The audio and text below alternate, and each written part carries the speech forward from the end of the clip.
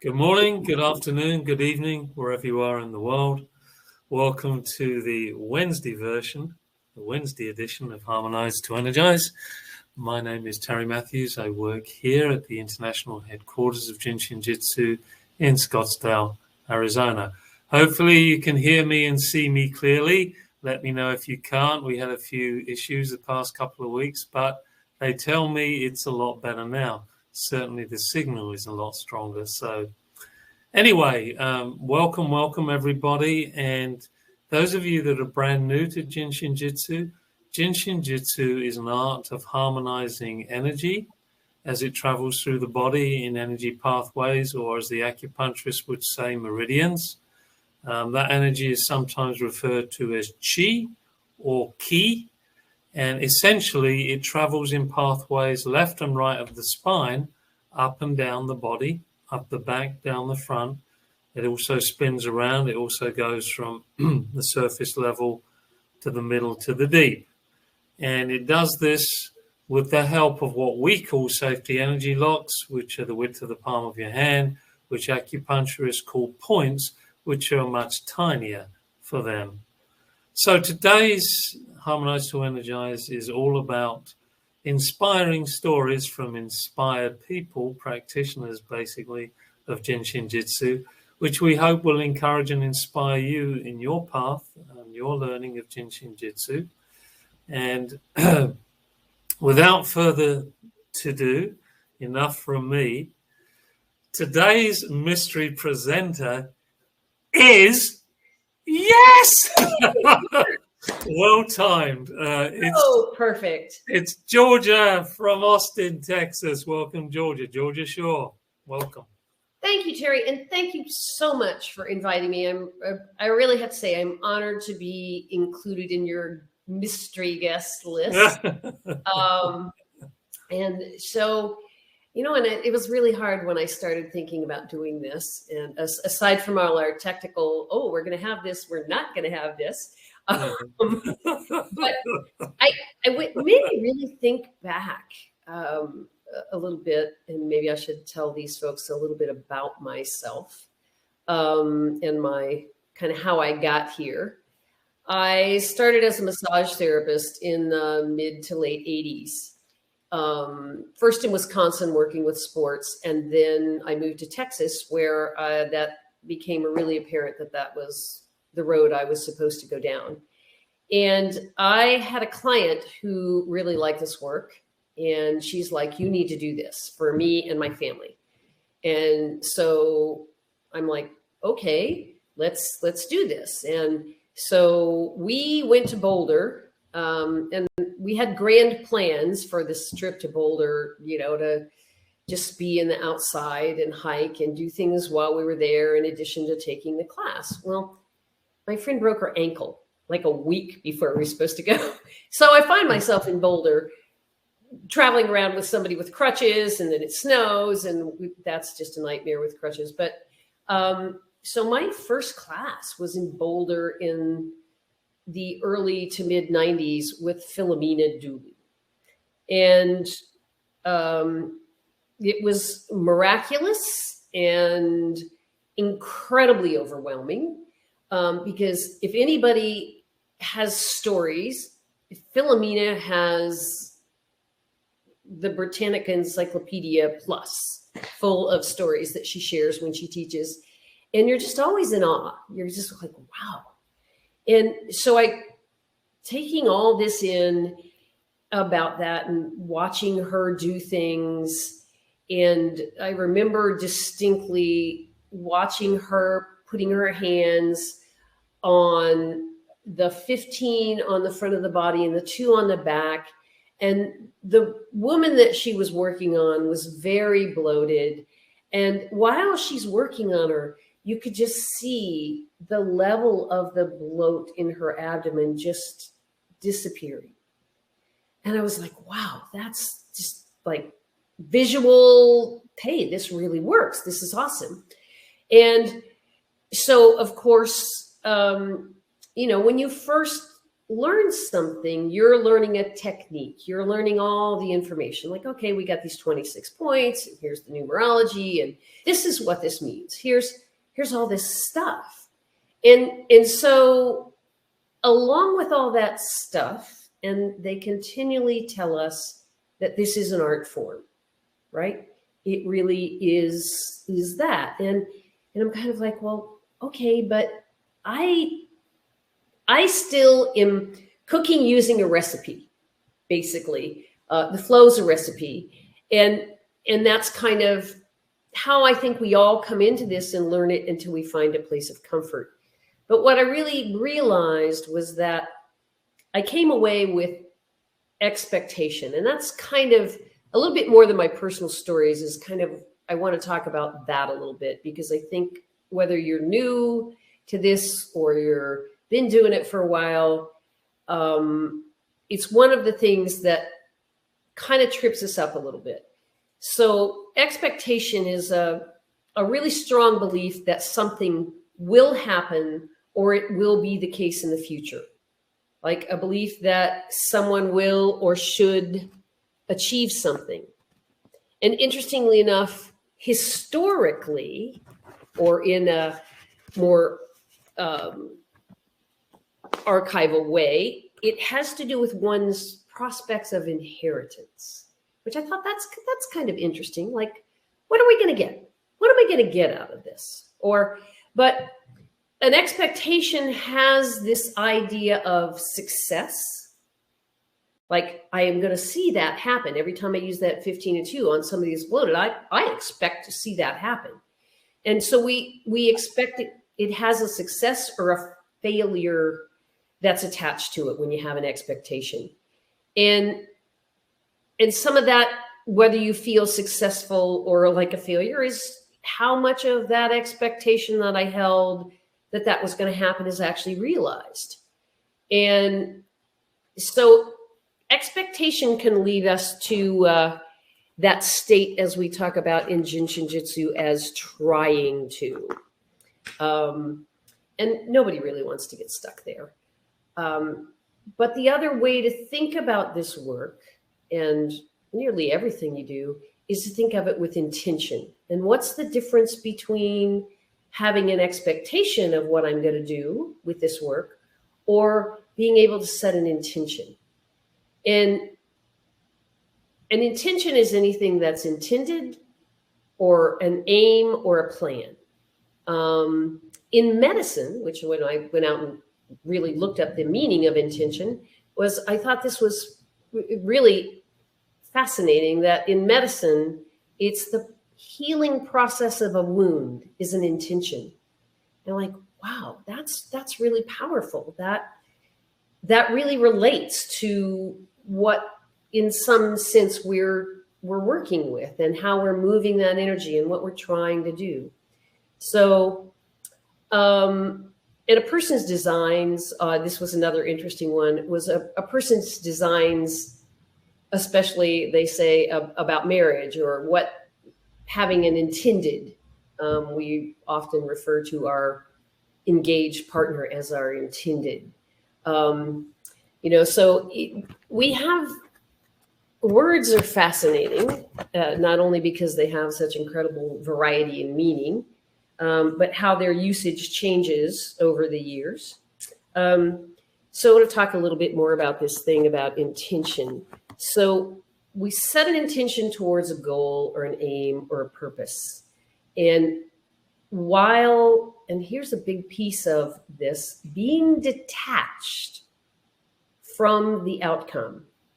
So that way we can pay full attention to the effort that we're making. My hands are here. This is this, and we can be present to the process and the journey, that not only one that we are on as the practitioner, but the journey that you are facilitating in the body of your friend, your client, your family member, your pet, the person with whom you are sharing this gift. And we are open to the action or the goal or possibly even a different one than what maybe our recipe would have said was going to be the outcome of using this particular flow. And I know, like I said, when I started, I really had some expectations. And so just to kind of summarize that, an intention is an impulse that gives us structure and direction to creative healing energy. An expectation is a hope something's going to happen or a belief that it's going to happen. And an expectation tends to be a little bit more ego-driven than an intention, because we're really looking for, I am going to create this specific result because I'm going to do this flow. So it's so that was a real place when I could move from having an expectation about what this flow was going to do to allowing. Hello. And I hope you can still hear me. You disappeared. I know. It just took me out of the room. It wasn't my expectation or intention for that to happen. So, when I go back to it, when we get out of our own way, it's a better thing. Apparently that was me getting out of my own way. Everyone's way. Pretty much. I probably saved myself from, saying something really embarrassing. But as I was thinking about intention and expectation, I was like, well, okay, what's the numerology? What are the numbers? And, again, my expectation was, okay, I know that expectation is going to be, I don't want to call it a lesser number, but, I was pretty sure that intention was going to come out like maybe a 13 as unconditional love. I had this was my expectation. We fall into these traps. But it was really interesting because expectation is a 3. It comes out to 111, reduces to a 3. I'm like, okay, that's a prime mover. All right, we could go with this, an understanding of the door, right? And then intention turned out to be 120. Again, I got a 3. How can they both be 3s, right? How can they both just be this? And then I went and I looked at the number and I was like, 111. That's like move, move, move, prime mover, prime mover, prime mover. That's expectation. And then I was like, okay, the 120 that was intention. That was about understanding. And so then it just hit me like a lightning bolt that the intention is about moving with wisdom. And so it's like, once again, there was just this light bulb message for me about this work and how I had approached it. And so then, I worked with this work, and I will say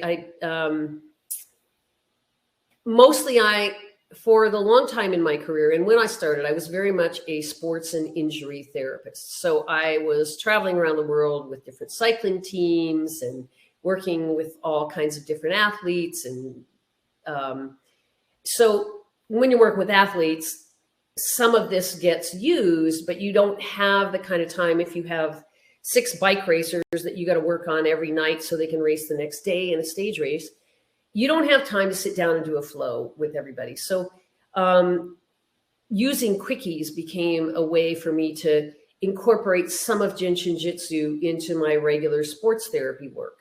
And even today, that continues depending on what I'm doing. Sometimes I'll be in the Pilates studio now, and it's quickies, or it's let's do this really quickly and see if we can make a shift, because it's powerful stuff.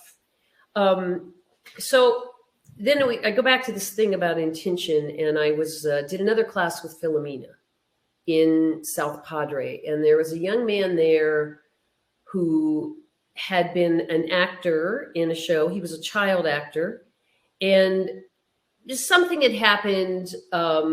He had been helping some people and probably using some substances. but he came into his apartment when they dropped him off and passed out. And in the way that he fell on the floor, it cut off the circulation to his legs, and a paralysis developed. And so he really couldn't move. He couldn't walk. How they found Philomena in South Padre, Texas, I have no idea. But she and her daughter worked on him outside of our regular 5-day seminar, first thing in the morning, 8 hours later. And by the end of the week, he actually was taking steps. I mean, and that was just like, wow, because we saw this guy when he first came to meet her. And then we saw him at the end of the week actually able to take some steps. And it's like, that was a real lesson for me in how profound the work can be. And that layering of here's 8 hours, here's another 8 hours, here's the cycle, and how we can insert a little bigger push in the energy in the cycle as the energy moves through the body. And so, that was really powerful. And then as you continue, you just want to study more and you want to go to more 5 days. So the next place I find myself is in Dallas with Wayne. And that really was an organizational blessing for me, of my notes, which finally I could make sense of. But what I realized there was it isn't always, it's not always, you're not always in those classes to learn. Sometimes you're there because it's what you really, really need. And let me tell you, that was the weekend that I found out that my mother had been diagnosed with cancer. And it was very emotional for me, even though I'm not a particularly emotional, expressive person sometimes. I stuff a lot of that stuff. But there was such a wonderful, nurturing quality of being with all these other practitioners and getting the work as I had to absorb that kind of harsh piece of information. And, some of it's the other people that you meet. And it isn't always the hands that are healing, that they just, the right flow shows up, the right people show up, the things that they say. It just, when you're involved in this community, the gifts just keep coming. And they come in very interesting and fascinating ways. And one of the things there was a hospice worker in that particular class. And my conversations with him down the road would really serve me. And I am, to this day, very thankful for his presence in that class. Because a little while later, I found myself, my mom was in the hospital, and, it was pretty rough going. She was well into her chemotherapy, and I was there and visiting, and I was like, wow, I really want to help her, but I can't be here all the time. So, and, she's older, doesn't have the bandwidth to take in a lot. So I just showed her how to hold her fingers. I didn't give her any specific hold this one. And, I'm just like, hold your fingers, however you want to do it. Just start and just go through your fingers, right? And at night, or if you're feeling, you don't feel well, or you're anxious, or you can't get to sleep, whatever it is, just go to your fingers. It's simple. They're right there. You can do that. And I did some work on her while we were at the hospital, and I went home and, and I had the evening to myself to see some friends. And my mom was in a room with another roommate. And the woman in the room with her had an amputation of one of her legs.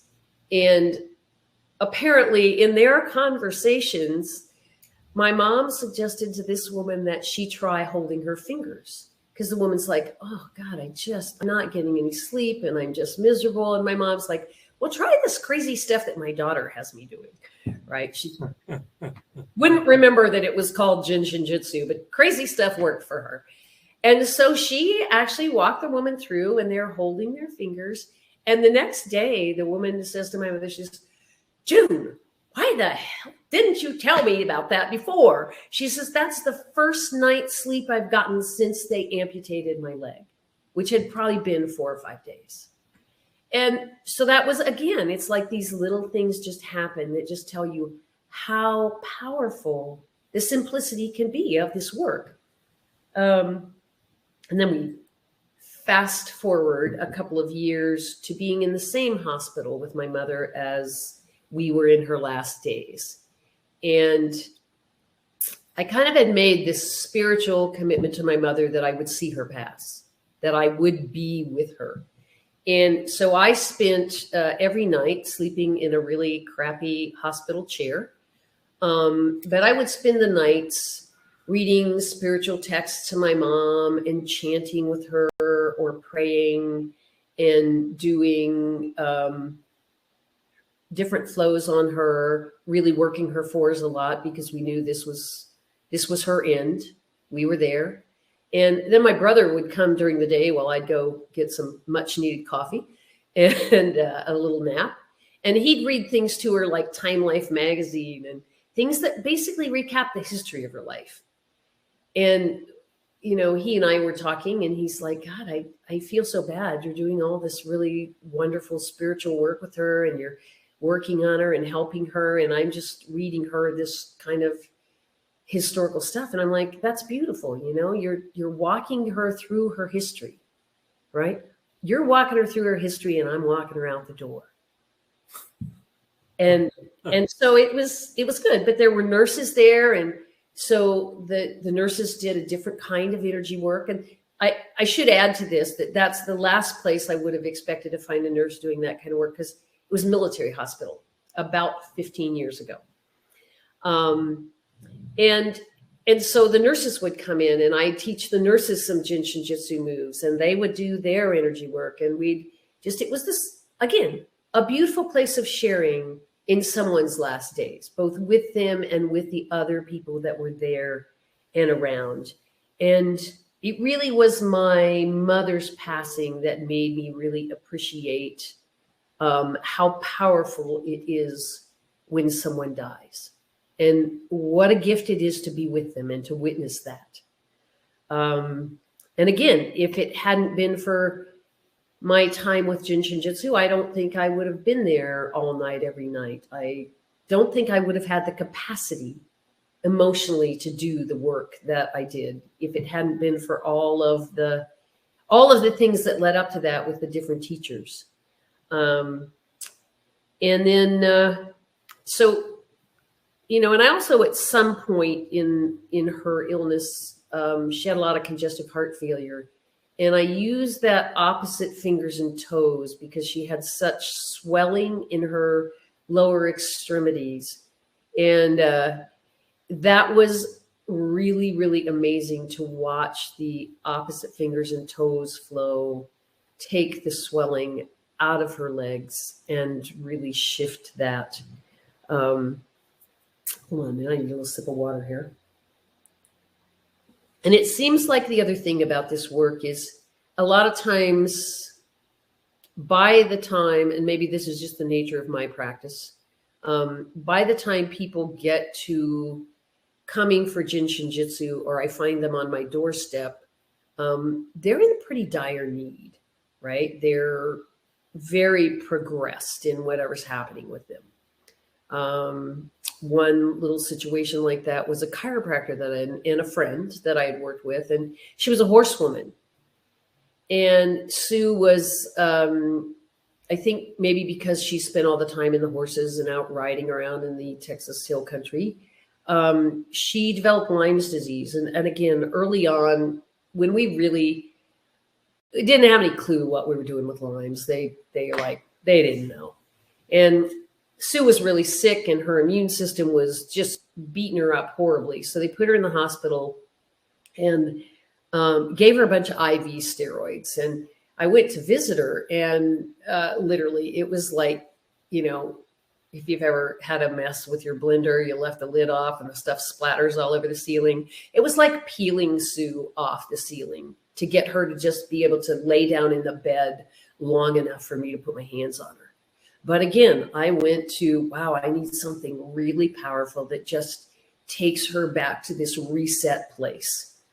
Opposite fingers and toes, right? So I had another person with me and I set them up on one side. I set myself up on the other side, and you could just see her calm. And she was like, for months after that, she's like, oh my God, I'm so glad you came to see me. That was the best thing. And then after she was a little calmer and able to stay on the bed, not on the ceiling, you know, I just showed her fingers so that she would have something when I wasn't there to help her. And so that was just another thing where I just see how powerful it was. And one of my favorite groups of people to work on are little kids. And little kids, I like working on them.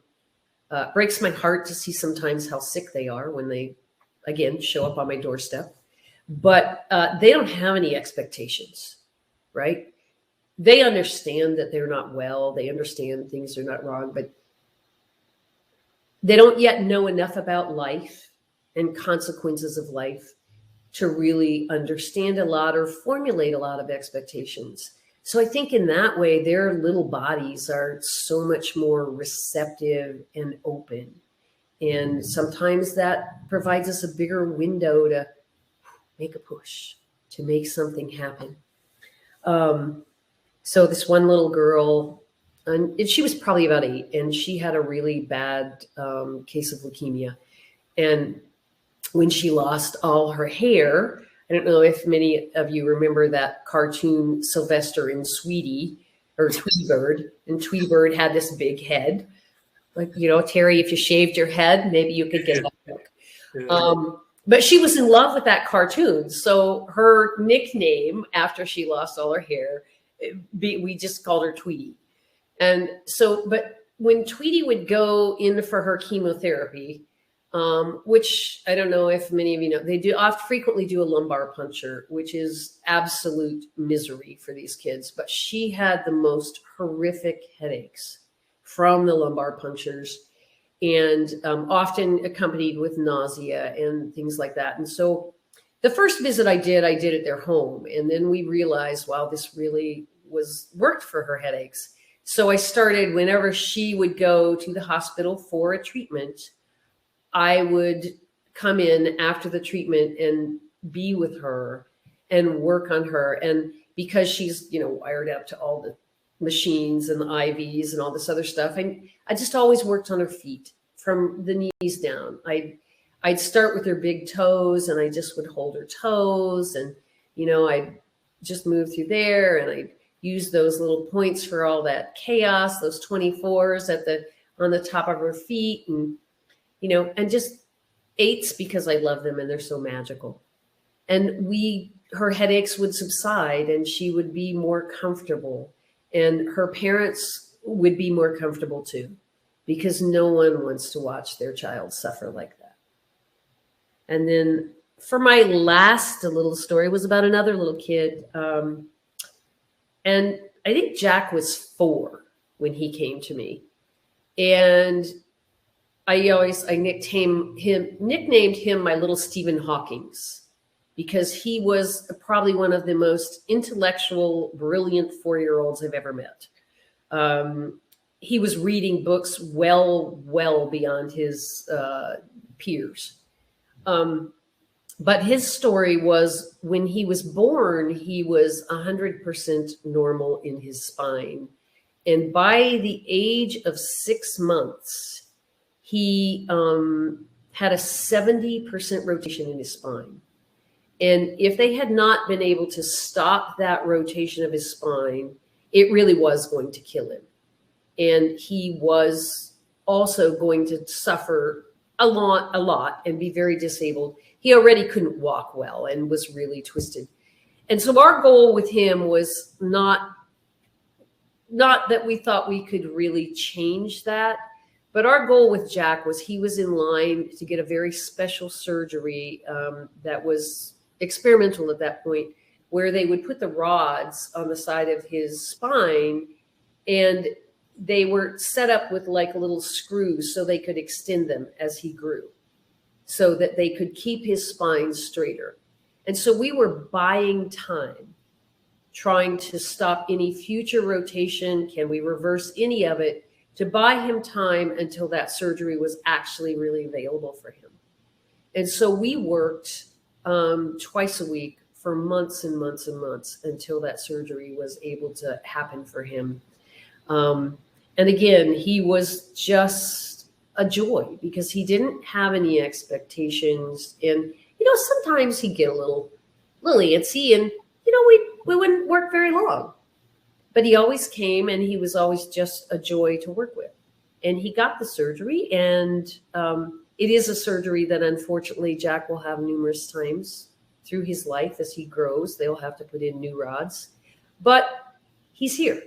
And, I think after that surgery and his recovery, I think they went on a African safari, and his family really saw that he got to experience some really amazing things.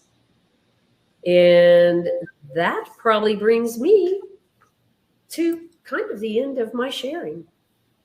Wow. Wow. Wow. www.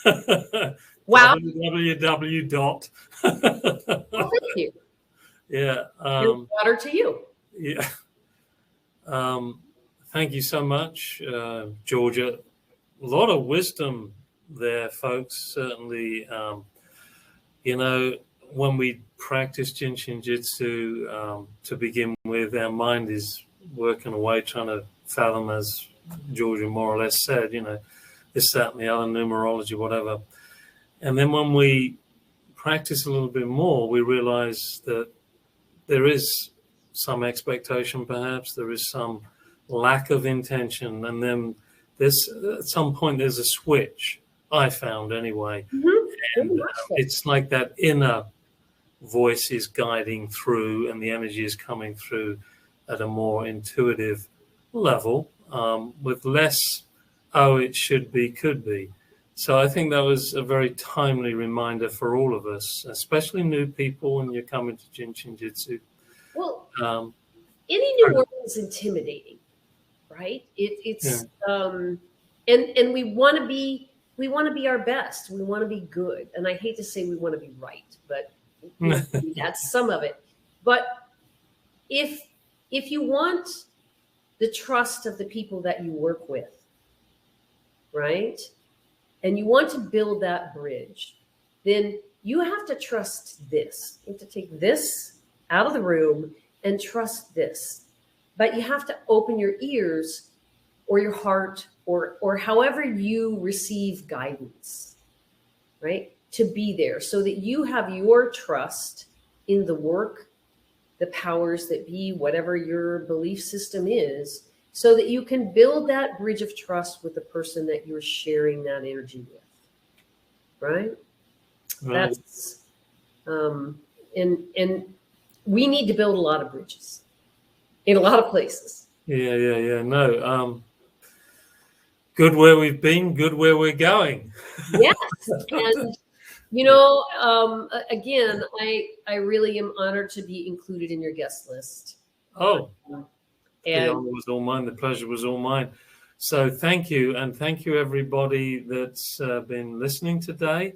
There will be a replay available within hopefully 48 hours. LA will be on the job at some point, and we will sign it with, this was the presentation with Georgia. And, join us next Friday, this coming Friday, I should say, and there'll be an opportunity to practice some of the flows or holds that Georgia mentioned are part of the simple itinerary of Jin Shin Jyutsu, the 15 and 2 and the opposite fingers and toes.